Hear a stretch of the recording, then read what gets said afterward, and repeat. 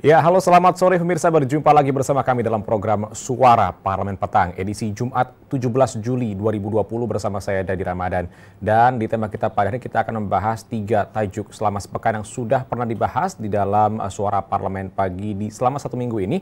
Namun sebelum kita menyaksikan apa saja menjadi 3 tajuk sepekan yang sudah disiapkan oleh tim redaksi TV Parlemen, kita akan menyaksikan dulu apa saja menjadi headline media online yang terbit pada hari ini pemirsa.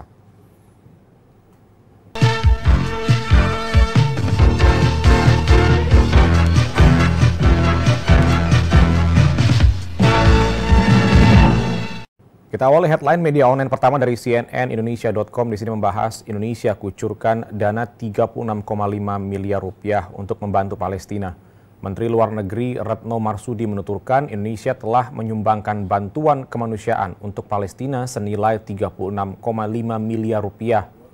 Bantuan ini menurut Retno diberikan Republik Indonesia menyusul situasi dan kondisi pengungsi Palestina yang diperburuk dengan pandemi virus COVID-19 dan rencana aneksasi tepi barat oleh Israel. Ia menambahkan dana tersebut disalurkan dalam beberapa cara, yakni melalui pemerintah Presiden Mahmud Abbas dan melalui organisasi PBB untuk urusan pengungsi Palestina yang masing-masing sebesar 1 juta US dollar serta Palang Merah Internasional sebesar 500.000 US dollar. Tak hanya pemerintah, Retno mengatakan Dewan Perwakilan Rakyat Republik Indonesia atau DPR RI juga mengupayakan penggalangan suara Parlemen Dunia untuk menentang rencana aneksasi tepi barat oleh Israel. Pernyataan bersama menentang aneksasi Israel dikirim kepada anggota parlemen seluruh dunia dan telah berhasil mengumpulkan 232 tanda tangan anggota parlemen dari 34 negara. Dan di media online selanjutnya pemirsa dari kompas.com, di sini kita akan membahas terkait dengan KPK, vonis penyerang novel cermin perlindungan negara terhadap penegakan hukum. Wakil Ketua KPK Nawawi Pomolango menyatakan vonis bagi 2 terdakwa kasus penyiraman air keras terhadap Novel Baswedan merupakan cermin perlindungan negara terhadap penegak hukum. Hal ini menyusul 2 terdakwa penyerang novel Rahmat Kadir dan Roni Bugis yang masing-masing divonis 2 tahun penjara dan 1 tahun 6 bulan penjara. Akan tetapi Nawawi enggan mengomentari apakah putusan tersebut memberi jaminan bahwa para penegak hukum mendapat perlindungan dari negara. Ia pun tidak bisa menilai apakah vonis yang dijatuhkan majelis hakim telah setimpal atau sesuai dengan perbuatan yang dilakukan kedua terdakwa. Ia hanya menegaskan bahwa upaya pemberantasan korupsi yang dilakukan KPK akan terus berlanjut. Penyidik KPK Novel Baswedan disiram air keras pada 11 April 2017 lalu setelah menunaikan sholat subuh di Masjid Al-Ihsan dan tak jauh dari rumahnya di kawasan Kelapa Gading, Jakarta Utara. Akibat penyerangan tersebut, Novel mengalami luka permanen pada matanya yang menyebabkan gangguan penglihatan. Dan di media online selanjutnya di sini ada detik.com membahas vaksin corona buatan Indonesia siap edar di tahun 2022. Indonesia terus mengembangkan vaksin corona yang diberi nama vaksin merah putih melalui 3 institusi yang ditunjuk. Antara lain Lembaga Biologi Molekuler Eijkman, PT Kalbe Farma, dan PT Bio Farma. Dirut PT Bio Farma Honesti Bashir mengatakan uji klinik vaksin ditargetkan dapat dilakukan tahun depan. Sedangkan Kementerian Riset dan Teknologi telah membentuk konsorsium riset nasional untuk membuat bibit atau prototipe vaksin corona yang dipimpin oleh LBM Eijkman dan bekerjasama dengan kementerian terkait serta sejumlah institusi dan universitas. Selanjutnya Bio Farma akan melakukan sejumlah proses sebelum akhirnya mendapat izin Badan POM untuk produksi massal. Dan tak hanya mengembangkan vaksin corona, Bio Farma juga memproduksi alat tes PCR yang dalam sebulan dapat diproduksi sebanyak 240.000 alat tes. Honesti berpendapat alat tes PCR buatan dalam negeri memiliki keunggulan tersendiri karena dinilai sesuai dengan standar WHO dan dapat memeriksa DNA virus secara lengkap. Pemirsa, setelah ini kita akan membahas kepada Anda 3 tajuk sepekan. Yang pertama terkait dengan cegah krisis dengan belanja. Selengkapnya sesaat lagi pemirsa.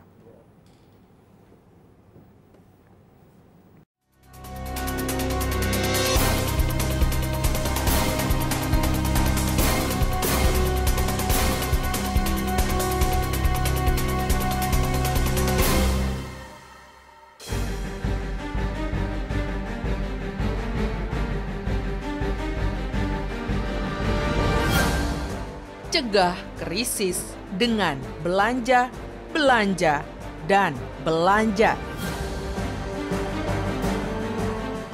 Krisis ekonomi dunia karena pandemi COVID-19 membuat Presiden Joko Widodo khawatir.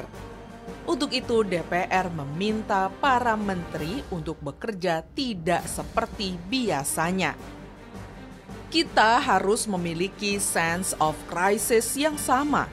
Regulasi disederhanakan, SOP sederhanakan. Sesuai dengan keadaan krisis yang kita hadapi. Semua negara sekarang ini mengalami krisis. Kerjanya juga cepat-cepatan. Dan kita berkejaran dengan yang namanya waktu. Kondisi ekonomi menurut Organisasi Kerjasama dan Pembangunan Ekonomi yang menyebutkan kontraksi ekonomi global diprediksi mencapai minus 6 hingga 7,6%. Sehingga di kuartal 3 ini adalah kuncinya. Kita melihat kondisi saat ini belum sesuai dengan yang diharapkan. Kuartal 2 2020 sudah dipastikan pertumbuhan ekonomi akan minus. Jika kuartal 3 di 2022 kembali minus, maka sudah dipastikan ekonomi Republik Indonesia masuk dalam jurang resesi. Ini baru awalnya saja. Indonesia akan masuk krisis tergantung bagaimana kuartal 3-nya nanti. Karena kalau kuartal 3 ekonomi kembali terkontraksi, maka bisa dipastikan terjadi krisis ekonomi. Maka dari itu, kita harus mendorong pemerintah untuk belanja, dan belanja dipercepat guna mencegah krisis terjadi. Seperti kasus krisis ekonomi tahun 1930-an.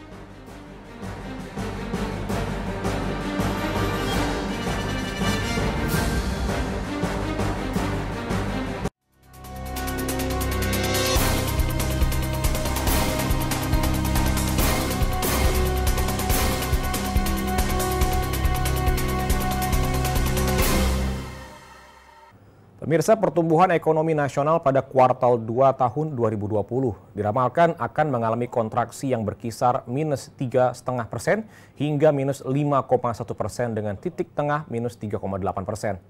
Hal ini disampaikan Menteri Keuangan Sri Mulyani dalam rapat kerja Badan Anggaran DPR RI dengan Menteri Keuangan terkait penyampaian laporan semester 1 dan prognosis semester 2 APBN 2020. Menurut Sri, kontraksi ini dipicu oleh pembatasan sosial berskala besar atau PSBB yang masif di tingkat daerah. Di sisi lain, penyaluran bantuan sosial juga masih rendah. Dengan demikian, Sri Mulyani mengungkapkan pertumbuhan ekonomi nasional untuk semester pertama pada 2020 akan berada di angka minus 1,1% hingga minus 0,4%.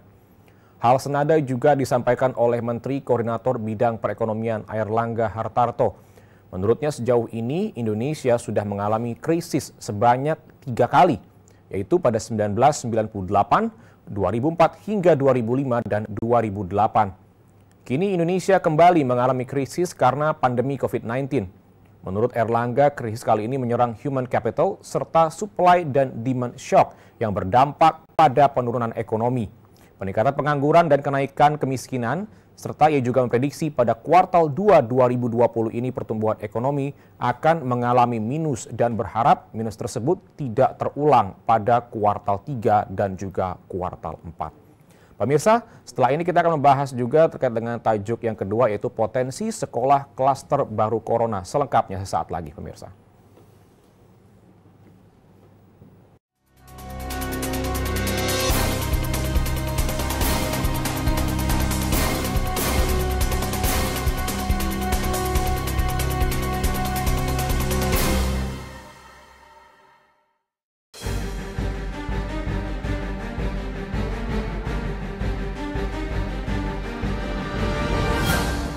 Potensi sekolah klaster baru corona. Pemerintah akan membuka sekolah pada masa pandemi COVID-19. Kita harus mengingatkan Kementerian Pendidikan dan Kebudayaan atau Kemendikbud dan juga Kementerian Agama untuk berkaca dari negara lain yang mulai membuka sekolah, tapi justru ditemukan potensi klaster baru corona di sekolah.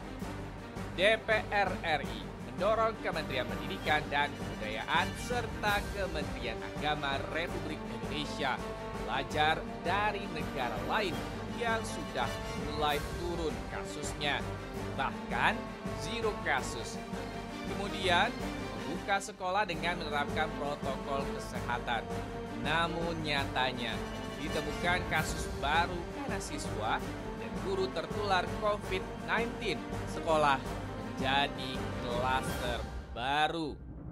Di Cina, ketika kembali membuka sekolah setelah kasus COVID-19 nol selama 10 hari. Bukan sekolah juga disertai dengan persiapan yang matang dan benar-benar dilaksanakan dengan protokol kesehatan yang ketat. Bahkan di Cina, para guru yang akan mengajar sudah menjalani isolasi dahulu selama 14 hari sebelum sekolah dibuka.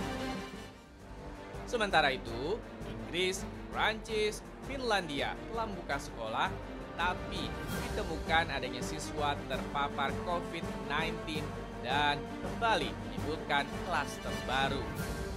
Oleh karena itu, DPR mendorong pemerintah dan juga gugus tugas percepatan penanganan COVID-19 melibatkan Ikatan Dokter Anak Indonesia dan para pakar epidemiologi sebelum memutuskan kembali membuka sekolah pada tahun ajaran baru 2020-2021, tepatnya bulan Juli 2020. Ikatan Dokter Anak Indonesia sebagai ahli harus didengar dan dipergunakan rekomendasinya terkait dengan rencana pemerintah membuka sekolah kembali.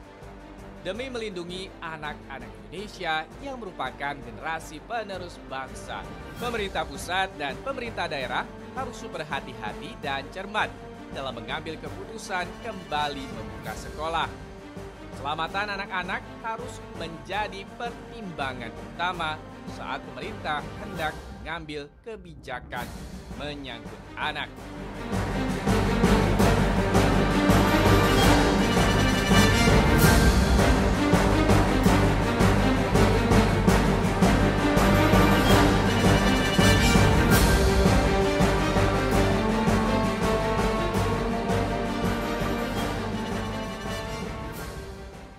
Saat dimulainya tahun ajaran baru 2020-2021 pada Senin 13 Juli 2020, nyatanya menimbulkan banyak catatan. Keputusan Menteri Pendidikan dan Kebudayaan bersama Ketua Gugus Tugas COVID-19 ini diadaptasi secara berbeda di tiap daerah. Gubernur Jawa Barat Ridwan Kamil misalnya membuka sekolah di Sukabumi karena daerah ini termasuk sebagai zona hijau. Namun sekolah yang baru dibuka pada hari pertama ialah SMP dan SMA. Pembelajaran tatap muka yang diizinkan Ridwan Kamil dan gugus tugas COVID-19 hanya berlangsung 4 hingga 5 jam tanpa istirahat. Dan siswa pun diminta langsung pulang setelah waktu sekolah usai. Sementara itu, Wakil Gubernur DKI Jakarta Ahmad Riza Patria menyatakan pembukaan institusi pendidikan di wilayahnya bakal dimulai dari perguruan tinggi, baru kemudian sekolah yang dibuka secara bertahap. Ia menambahkan pembukaan sekolah belum dilakukan hingga saat ini karena pihaknya masih mengkhawatirkan kemungkinan siswa terpapar virus tersebut. Sehingga tahun ajaran ini pembelajaran akan tetap dilakukan dari jarak jauh. Sedangkan Menteri Pendidikan dan Kebudayaan Nadiem Makarim memproyeksi setidaknya 94% siswa di Indonesia masih melakukan PJJ di tahun ajaran baru. Daerah yang boleh membuka sekolah hanya berada di zona hijau dan memenuhi sejumlah persyaratan. Dalam hal ini, Kementerian Pendidikan dan Kebudayaan menyarankan agar guru melakukan asesmen dan menguji kemampuan siswa ketika awal masuk sekolah. Ini dilakukan untuk mengejar ketertinggalan pendidikan di tengah pandemi COVID-19. Pemirsa, nanti kita setelah ini akan membahas terkait dengan tajuk yang ketiga, yaitu nasib pekerja Indonesia. Selengkapnya sesaat lagi, pemirsa.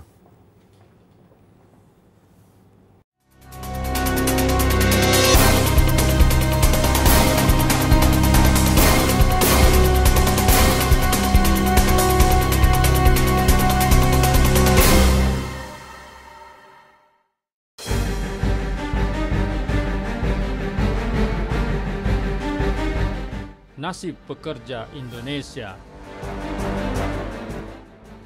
Rencana pemerintah menunda rekrutmen calon pegawai negeri sipil selama 2 tahun ke depan. Hal itu seiring dengan penghentian sementara CPNS untuk memangkas 800 hingga 1.800 PNS per tahun sampai tahun 2024 mendatang. Banyak orang yang berencana menjadi PNS tahun ini terancam gagal.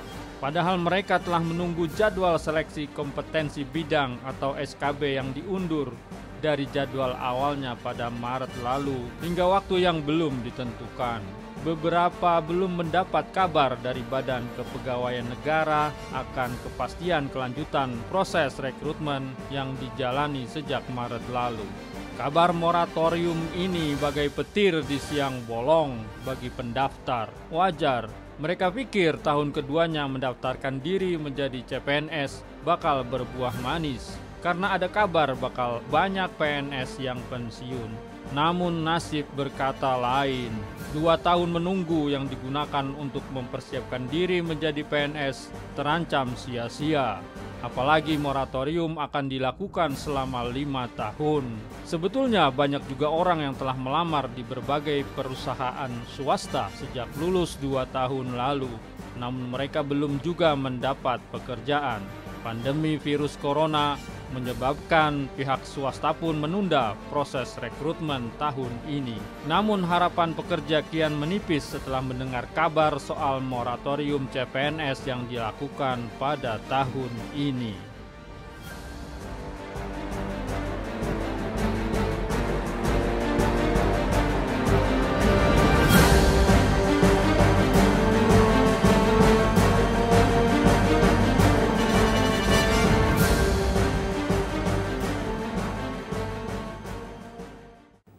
Pemirsa, pemerintah melalui Kementerian Pendayagunaan Aparatur Negara dan Reformasi Birokrasi atau Kemenpan-RB memastikan melakukan penghentian atau moratorium penerimaan calon pegawai negeri sipil tahun 2020. Kebijakan itu diambil karena wabah pandemi virus corona yang masih menyelimuti tanah air. Akan tetapi masih banyak pertanyaan terkait nasib rekrutmen tahun 2019 yang sempat terhenti karena COVID-19. Terkait kelanjutan rekrutmen CPNS 2019, BKN menjelaskan saat ini pemerintah tengah menyiapkan seleksi kompetensi bidang atau SKB. Sebab usai pelaksanaan seleksi kemampuan dasar atau SKD, proses seleksi CPNS 2020 sempat tertunda dan direncanakan kembali berlanjut pada September dan Oktober 2020. Tak hanya mereka yang masuk lewat jalur tes, para lulusan sekolah kedinasan seperti Sekolah Tinggi Akuntansi Negara juga akan terkena dampak dari kebijakan ini. Karena Kementerian Keuangan berencana menunda rekrutmen calon pegawai negeri sipil selama 5 tahun ke depan. Hal itu seiring dengan penghentian sementara atau moratorium CPNS untuk memangkas 800 hingga 1.800 PNS per tahun hingga 2024 mendatang. Wacana itu tertuang dalam Peraturan Menteri Keuangan tentang Rencana Strategis Kementerian Keuangan tahun 2020-2024. Dalam peraturan itu pertumbuhan pegawai ditargetkan minus 1,2% hingga minus 2,2% dalam kurun 2020 hingga 2024. Keputusan Menteri Keuangan Sri Mulyani itu memaksa banyak orang yang bermimpi menjadi abdi negara untuk banting setir mencoba peruntungan di profesi atau pekerjaan lainnya. Pemirsa, tadi sudah kita bahas kepada Anda apa saja menjadi headline media online dan juga 3 tajuk sepekan yang sudah kami bahas bersama Anda. Dan berakhirlah sudah rangkaian acara Suara Parlemen edisi hari ini. Saya Dedi Ramadan atas nama kerabat kerja yang bertugas mengucapkan terima kasih atas perhatian Anda dan sampai jumpa.